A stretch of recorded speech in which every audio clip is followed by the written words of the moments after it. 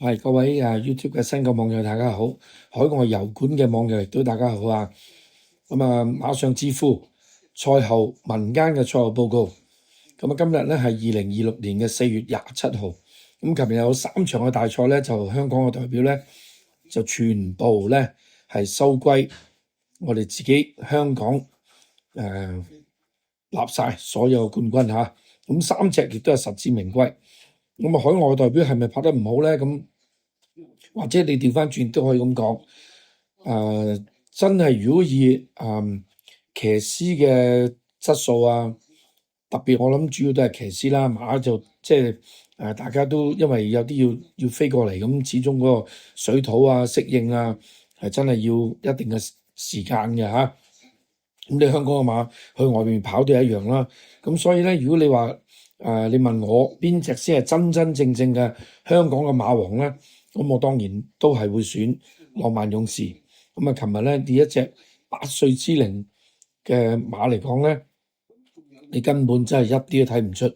佢有疲態、老態或者係走下坡嘅跡象。甚至乎即係經驗十足嘅麥道朗都話：哇！啲模式根本係前所未有咁靚嚇。呢個亦都係反映出華人嘅練馬師一路以嚟喺過往，大家都係好珍惜每一匹馬嗰個生命力、競賽生涯嗰個能力，就比起外籍嘅練馬師咧，就好似即係揸蔗汁咁。嗰個蔗落去揸完第一轉、第二轉、第三轉，揸到嗰個蔗渣冇晒水咧，佢哋就劈咗佢。華人嗰個思想就喺呢方面係同外籍嘅好大分別，就喺呢度。任何馬佢哋都希望咧可以盡量可以醫翻好佢，等佢重拾嗰個競賽生涯。呢個我自己都係有少少嘅睇法嚇。咁以往嘅表姐當然就唔自林啦，係嘛？好啦，未入今日嘅賽後報告正題，就麻煩大家留言、點讚、分享。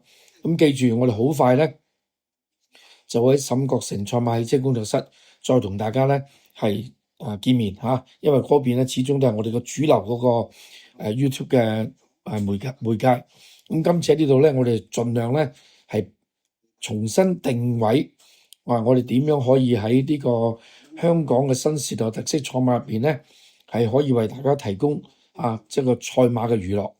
好，琴日嘅第一場個個都唔信潘頓，我就如果你睇我條短片咧，你就已經解釋咗點解我會中意佢。基本上咧，尋日即場我哋揀埋，因為佢嗰隻馬池登靚嘅，即場揀埋馬池登咧，咁1到第6名嘅馬咧，就啱啱係我6隻入邊範圍，全部咧都揀到。其實就唔難嘅，但係當然要俾啲時間睇啦。呢啲包裝天王呢啲馬咁轉倉過嚟，你睇啲操練啊各方面，同埋睇佢嗰個，我揀佢嘅時候係11倍噶，即場亦都回飛回過去9倍噶，點不知一路到開跑就變咗咧係次熱門嚇，大熱門依然係嗰隻賢者威風，我揀都冇揀，真係唔好意思啦嚇，因為呢啲馬即係你會見到佢係比較上被動，而被動之中佢亦都唔係話咁超唔值嘅熱門嚇。好啦，第二場大回報，上次就亦都贏得好，今次亦都巴度發揮係好啊。呢排巴度好似係突然之間手執關刀99喎嚇，好似有呢個將軍咁樣嘅風範走出嚟喎。我自己就揀咗威力非凡嚟到做膽，但係就我想請問潘明輝1600，你將隻馬留到咁後，而呢場馬個時間咧亦都算係比較上快，你覺得一隻117磅馬留到咁後係有得追？我覺得呢場馬你都係跑得非常之平凡啦，就唔係威力非凡啦嚇。精彩咁，上次我哋都有揀嘅馬文堅嘅時候嚇，增程上嚟1600依然都仲係唔錯嚇。呢場馬大家可以留意咩馬咧？唯美主義。如果呢隻馬下一次翻去谷草1650，跟住強配，咁你知道強配邊個咧？咁如果有贏嘅話，哎呀佢哋個隻馬都聞到潘頓嘅味嘅，馬潘頓騎上就識贏，呢場馬幫佢試準咗啦。你喺直路度攞個片嚟睇下。好，第3場堅先生，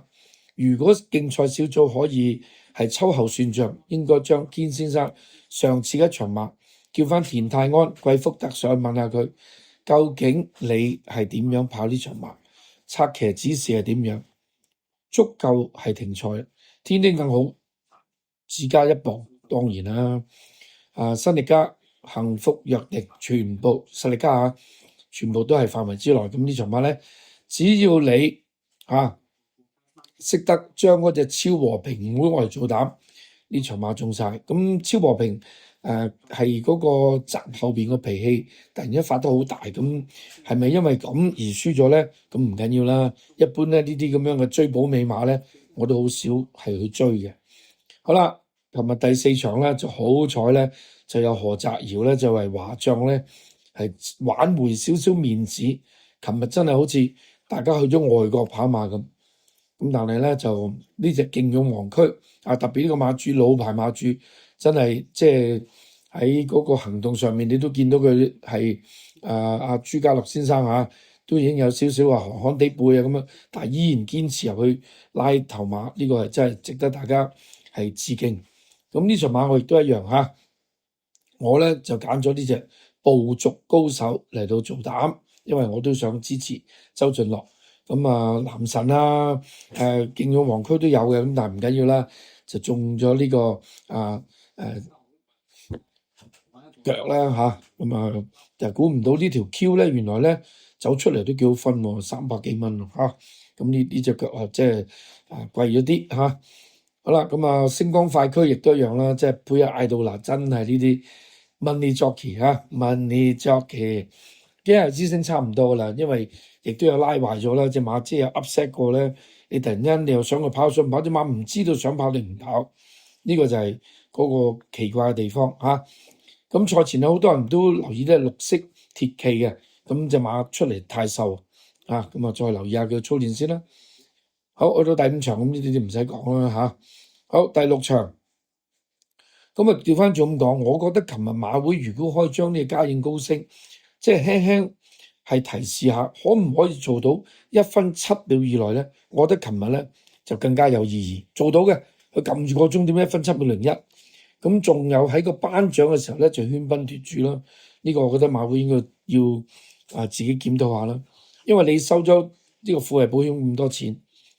個個都係笠住富衛保險，有佢個 logo 顏色嗰個馬嘅賽後嗰個凱旋門嗰個馬布，但係你就自己笠一張嘉應高升20勝，好肉酸啦。好啦，第6場，只要你知道冷蛙根本係不知所謂嘅熱門，你避到佢呢場馬係基本上唔難中嘅。咁雖然得個150幾蚊，好過冇咁呢啲就好容易中嘅馬嚟嘅啫。咁呢度有隻馬，大家要留意啦又唔應該，又唔知道應唔應該講就算啦你自己睇啦。呢度有隻馬要值得留意，因為我都要保障翻我哋自己個高友嘅佢哋先係即係支持我呢個台，可以每年一季一季咁做落去嘅即係高格局嘅人士，咁就大家要包容。好啦，第7場祝願咁只可以講霍宏星就自己就機會喺個手度就冇好把握咯。8號飛區又好似真係只有韋基力跑得佢特別好咁港灣小區就比起熱門嘅呢隻遠觀天象竟然咧係好，而遠觀天象真係唔知跑乜3倍嘅馬咁小鳥天堂強配卒之又係塞到阿媽都唔認得喺個內欄嗰度，最終輸4個配馬位。咁呢個就未必係關潘頓事嘅，咁丁冠豪嘅養馬嘅能力都要稱一稱。三軍勇將就即係呢個係有啲好似法會英雄咁啦，我就睇唔到睇唔起呢隻馬喺3班，咁但係咧琴日全程莫雷拉嘅走位咧係一步都冇蝕位，而贏咗比佢質素各方面都高嘅喜連勁感，呢個睇佢贏。咁要同樣一樣啦，咁當你知道覺得一世美麗係得個熱字，未必贏到嘅，咁你就當然咧就唔難中咗呢場馬嘅。有型人就係咁啦，跑晒啦嚇，泰力亦都係走喺上面唔係咁好啦。咁你哋都留意下呢場馬啦嚇，咁有隻馬值得大家留意嘅。咁但係超勁赤兔袁小妹妹啊，雖然你都成26、7歲，我都叫你小妹妹啦，以我年紀檢討下你嘅跑法啦。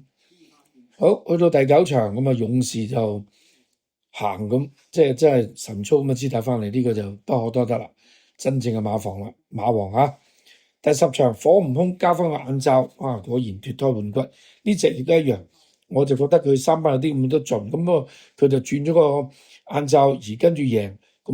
呢啲就即係練馬師嘅功力啦。咁啊再一次睇睇啦，1600米13檔贏，11檔第2，8檔第3。咁呢場馬位紀力我就覺得佢入直路嗰度好似比較上禮讓，將個位讓咗俾火悟空之後，自己翻嚟就輸咗個零馬位。咁好在都有個第3嚇，三寶進財就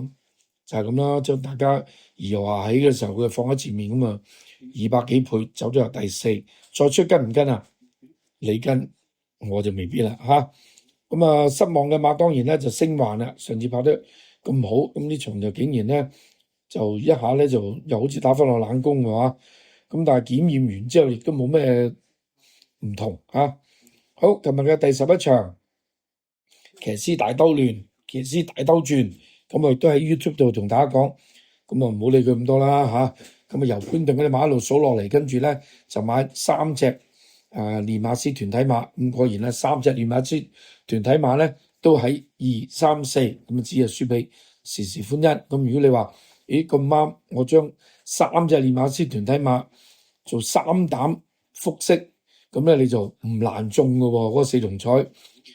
有2001蚊。咁另外咧4連埋就74蚊，呢啲就輸咗啦嚇。咁嗱呢場馬好熱咧，咁所以咧我哋自己估都冇當係重點出擊。咁極上沙龍就未唔好以一場論成敗啊。咁我估計好似羅富全都講咗，你馬可能會提早唞輸啦，下季出嚟仲有得用嘅，你有機會繼續扶搖直上嘅。咁今日時間都差唔多，聽晚10點 YouTube 再同大家見面嚇，拜拜。